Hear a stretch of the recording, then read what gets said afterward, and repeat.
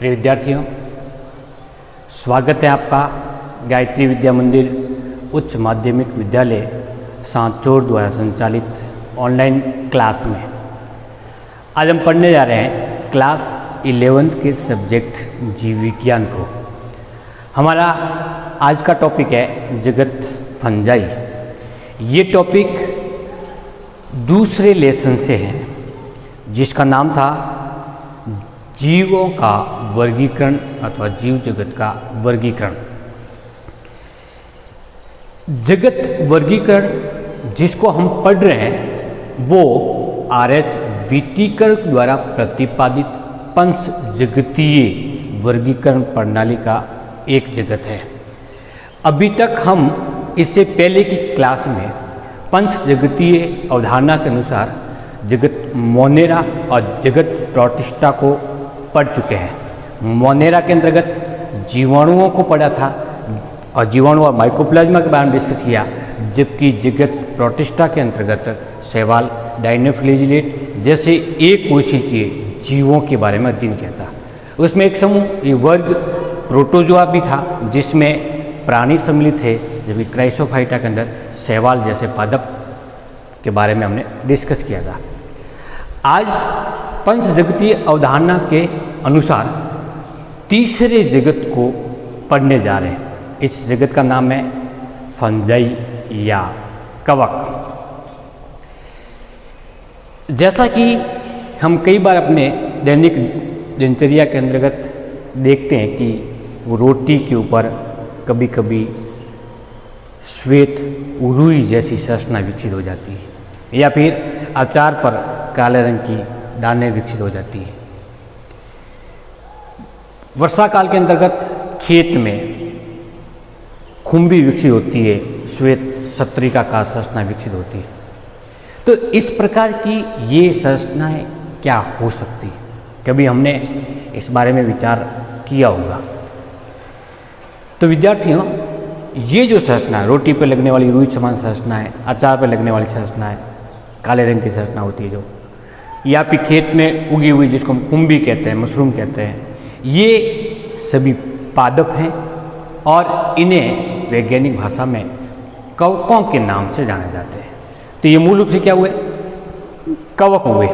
तो इसी प्रकार के इन कवकों के सामान्य लक्षण क्या होते हैं, ये कितने प्रकार के होते हैं, दैनिक जीवन में कौन कौन से कवकों का विशेष महत्व है, इत्यादि के बारे में हम आज इस क्लास में डिस्कस करेंगे।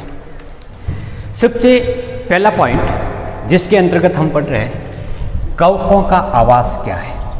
तो मूल रूप से ये उन सभी स्थानों पर सामान्य रूप से पाया जाता है जो नम वातावरण युक्त हो, अर्थात वातावरण के अंदर नमी उपस्थित होना जरूरी है। जिस जगह पर नम वातावरण है, आर्द्रता पाई जाती है, कवक आसानी से वहाँ पर विकसित हो सकते हैं, ग्रो हो सकते हैं। अब जिस पादप संरचना को आपने देखा, हमने उसको पादप कहा, और पादप का नाम आते ही हमारे मन में क्या आता है कि उसकी पत्तियाँ होगी, रंग हरा होगा, जड़ें होगी, तना होगा, शाखाएँ होगी। तो क्या कवक भी इसी प्रकार के होंगे? तो इसका उत्तर होता है नहीं, बल्कि कवक पादप जरूर है, लेकिन इसका पादप शरीर होता है वो थैलाब होता है, थैलस युक्त होता है। थैलस किसको कहते हैं? ऐसा पादप शरीर जिसको स्पष्ट रूप से जड़, तना और पर्ण में विभक्त नहीं कर सकते। पादप होने के कारण इसकी कोशिका होती है, उसमें कोशिका भित्ति पाई जाती है, तभी हम उसको पादप कह सकते हैं। तो कोशिका भित्ति एक विशेष प्रकार के कार्बनिक पदार्थ से निर्मित होती है और उसको क्या कहते हैं? काइटिन। कोशिका भित्ति की उपस्थिति होने के कारण इन जीवों को पादपों की श्रेणी में रखा जाता है, लेकिन अन्य पादपों की तरह इसकी कोशिका भित्ति सेल्यूलोज की नहीं बन के किसकी बनी होती है? काइटिन से निर्मित होती है। ये पादप शरीर सामान्य तौर पर तंतुमय होता है। तंतुमय लंबे तंतु के समान, जो बहुकोशिकीय यूकेरियोटिक प्रकार के होते हैं। लेकिन अपवाद स्वरूप ईस्ट एक कोशिकीय कवक है, बाकी सभी कैसे हैं? बहुकोशिकीय, लेकिन ये कैसा एक कोशिकीय, एक कोशिकीय होने का तंतु में संरचना इसकी नहीं होती है। पादप का है की इकाई होती है वो कवक तंतु है। कवक तंतु इस प्रकार की एक तंतु संरचना है, इसमें पट पाए जाते हैं, तो ये पट्टीय प्रकार का कवक तंतु कहलाता है। यदि इसमें एक केंद्रक है तो एक केंद्र की कहलाएगा, दो केंद्रक है तो द्विकेंद्र की कहलाएगा।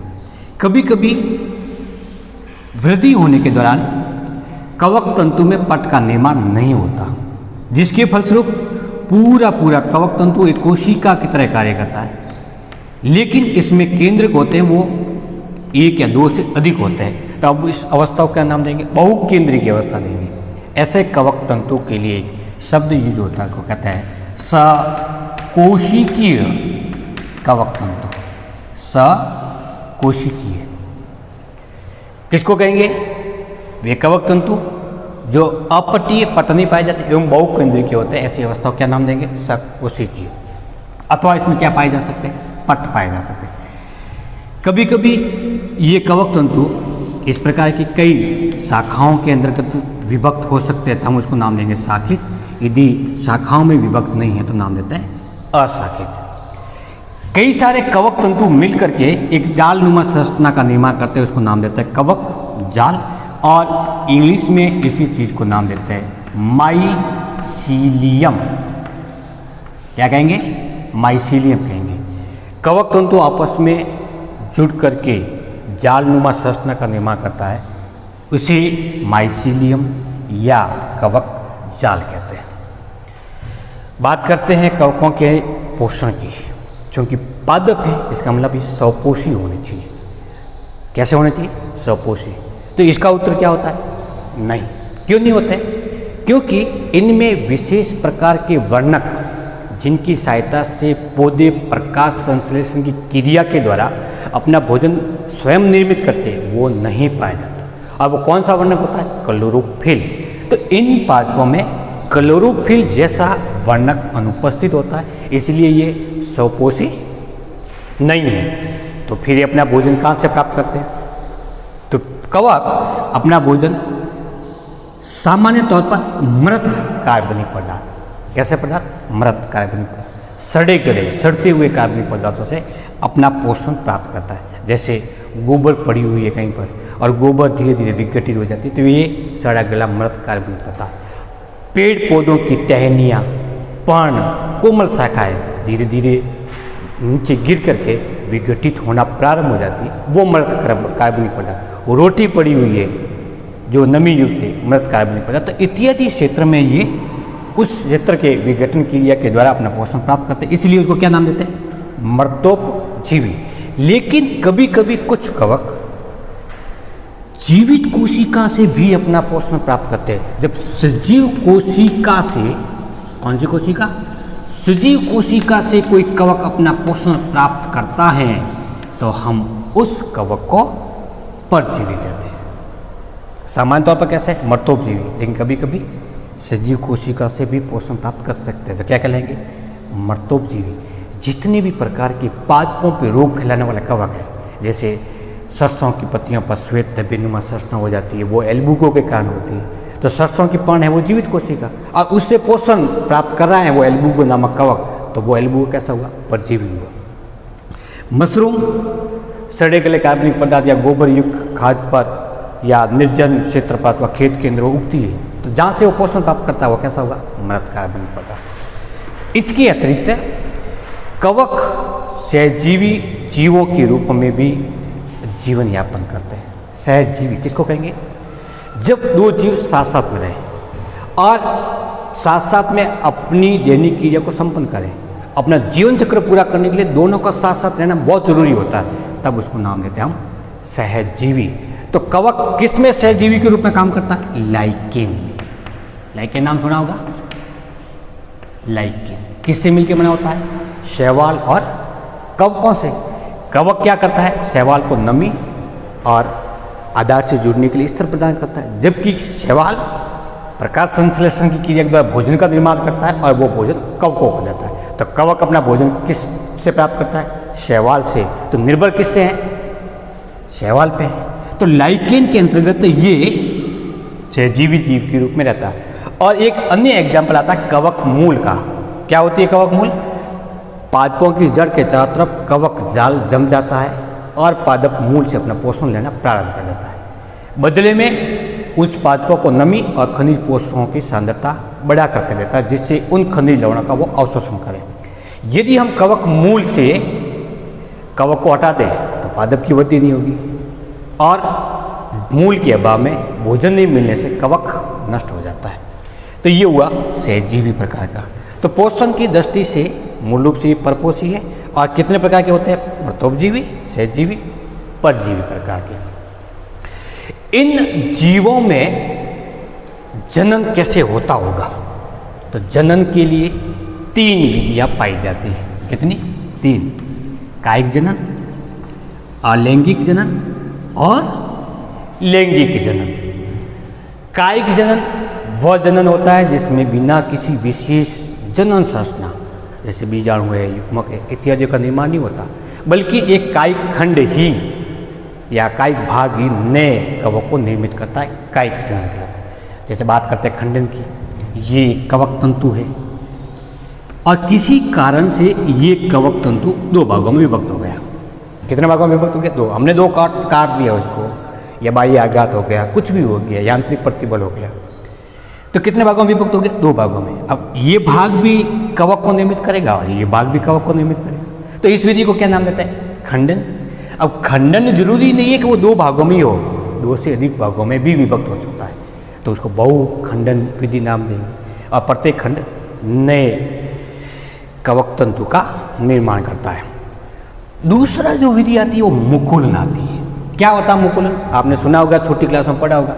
मुकुलन विधि के द्वारा जनन किस में होता है? हाइड्रा में होता है। तो वो क्या है? एक जंतु है और हम किसकी बात करें? कवक की बात करें। तो हमारे पास में एक एग्जाम्पल है ईस्ट का। ये ईस्ट क्या करेगा?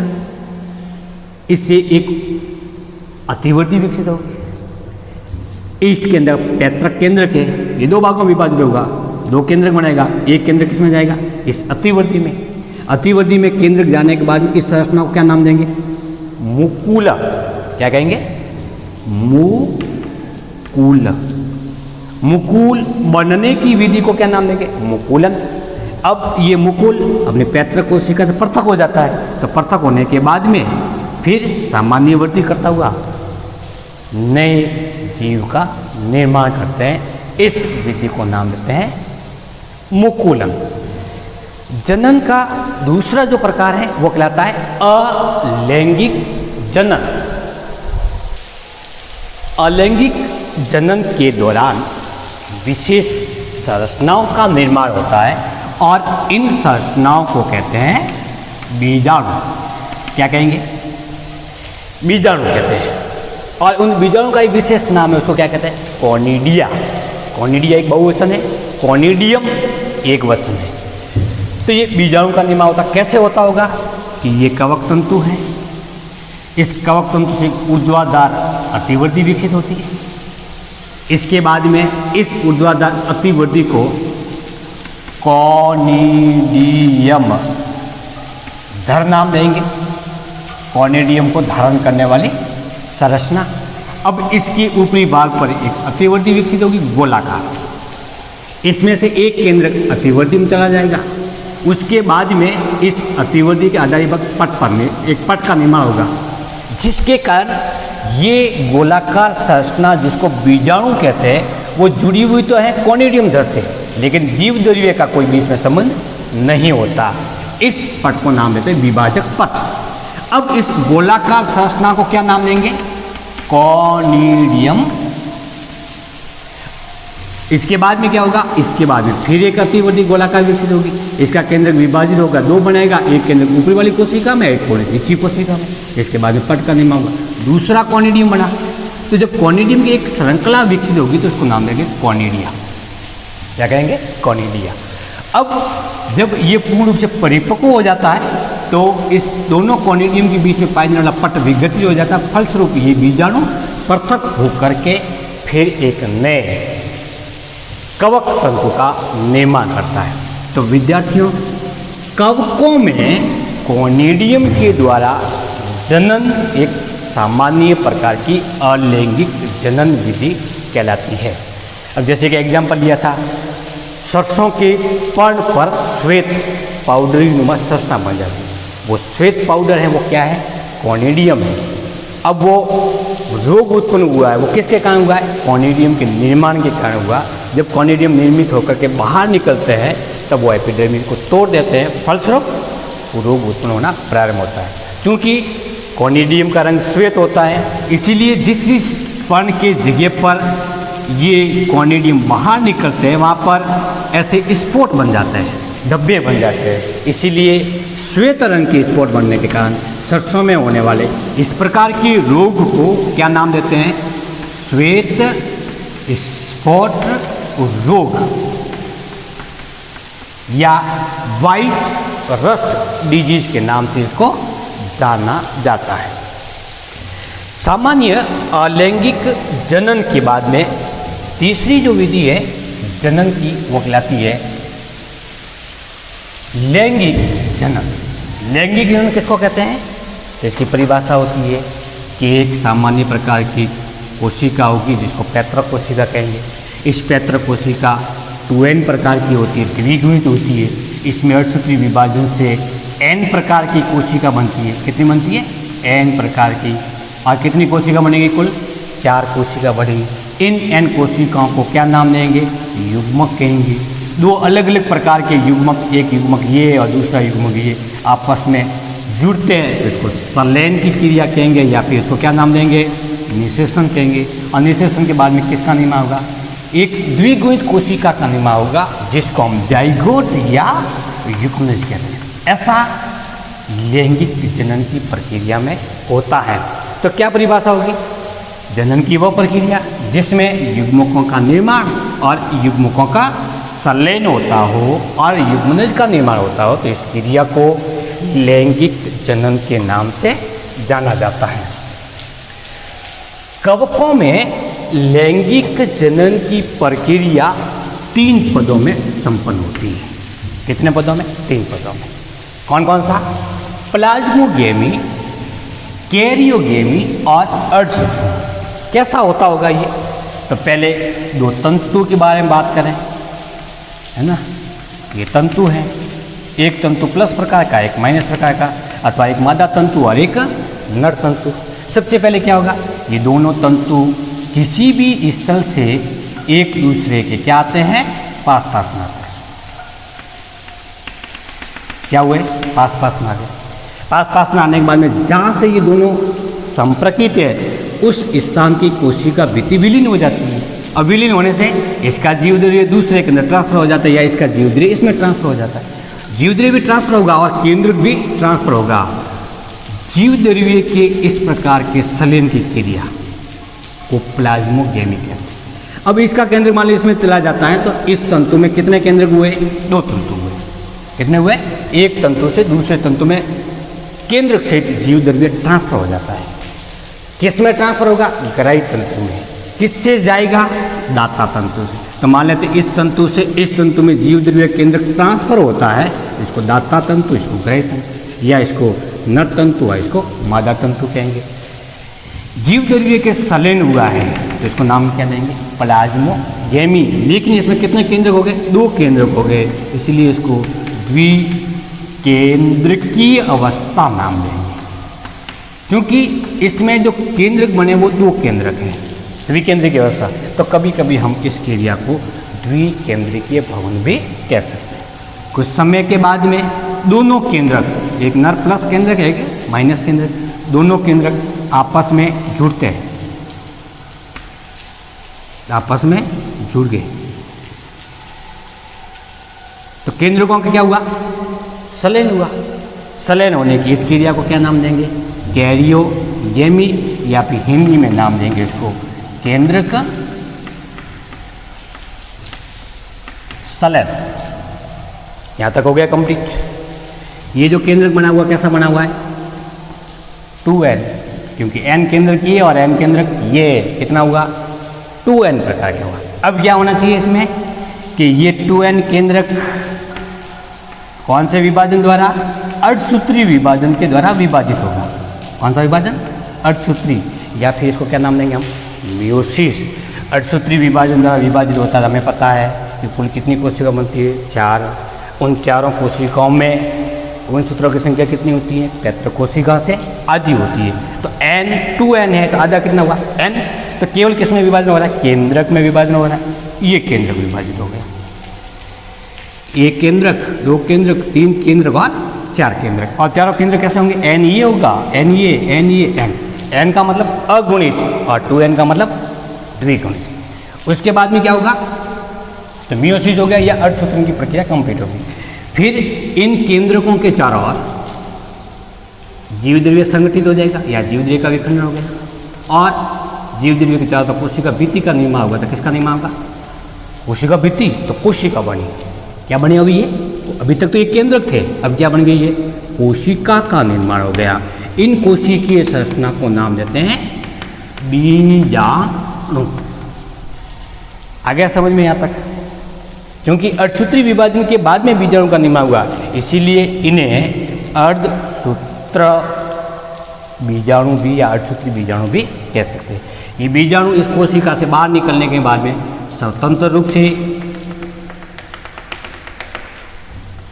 वृद्धि करता हुआ वापस एक नए कवक तंतु को निर्मित करते हैं। तो किस में अंकुरण होगा, बीजाणु में अंकुरण होगा, तो अंकुरण से वापस एक नए कवक तंतु का निर्माण हो जाता है। इस प्रकार से लैंगिक जनन की प्रक्रिया कितने पदम संपन्न होती है, 3। प्लाज्मोगेमी क्या होता है, 2 कवक तंतु पास में आएंगे और दोनों का जीवद्रव्य एक में सम्मिलित हो जाएगा, संलयन हो जाएगा, और वह अवस्था कितनी बनेगी, द्विकेंद्रिकीय। फिर कौन सा आएगा, कैरियोगेमी। इस अवस्था में क्या होगा, 2 भिन्न भिन्न केंद्रकों के मध्य संलयन की क्रिया होगी, जिसके फलस्वरूप क्या हुआ, एक द्विगुणित केंद्र का निर्माण हुआ। उसके बाद में कौन सी क्रिया होगी, अर्धसूत्रण। और अर्धसूत्रण में क्या होगा, द्विगुणित केंद्रक में अर्धसूत्री विभाजन होता है, जिसके फलस्वरूप कुल 4 अगुणित केंद्रकों का निर्माण होता है, जिसमें जीवद्रव्य विखंडन के पश्चात 4 कोशिकाएं बनती है। ये चारों कोशिका अगुणित प्रकार की होती है, इन्हें बीजाणु नाम देते हैं। और ये बीजाणु अंकुरित होकर नए कवक तंतु को निर्मित करते हैं। तो इस प्रकार से आज हमने इस टॉपिक में डिस्कस किया जगत फंजाई के सामान्य लक्षणों के बारे में। हम अगली क्लास में डिस्कस करेंगे कि जगत फंजाई में कौन कौन से जीवों को रखा गया है, या इसको कुल कितने भागों में विभक्त किया गया है, इत्यादि के बारे में हम नेक्स्ट क्लास में डिस्कस करेंगे। आशा है कि आपको ये टॉपिक समझ में आ गया होगा। आप इसको पुनः रिवाइज करें और अपने नोट्स बनाते रहें। Thank you.